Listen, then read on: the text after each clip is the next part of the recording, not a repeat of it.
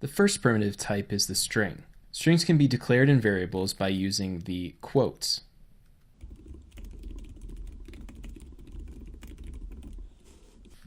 You can use either single quotes or double quotes, but they have to be the same at both the start and the end of the string. We can add strings together by using the plus sign. Let's print out the result of my string plus another string.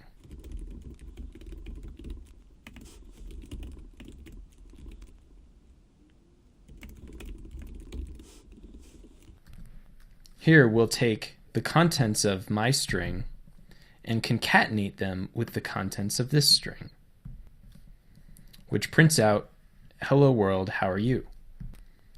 Strings have a property that we can access called the length property. This will tell us how many characters are actually in our string. We can access this with the dot notation just like we do with log. Length is not a method, so we don't need to use the parentheses to call it, because it's just a property and contains a value. We can see this prints out 11, which is the number of characters in the string hello world.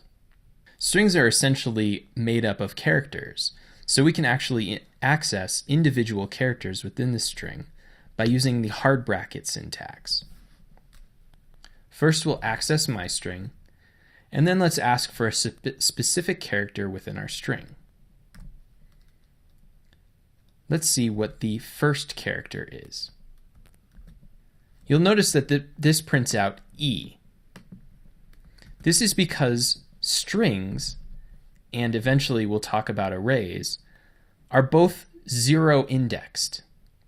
That means here the first letter is actually at 0, and the last letter is at the length of the string minus 1. So let's change this to 0, and let's see if we get the capital H. We do. So remember that this character list is 0 indexed.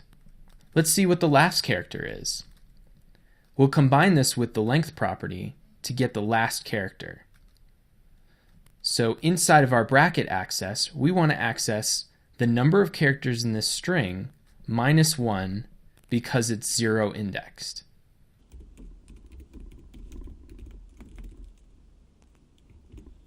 So here we'll print out the value of my string's x character.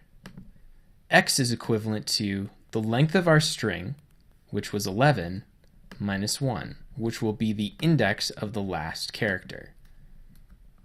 Let's see if this gives us D. It does.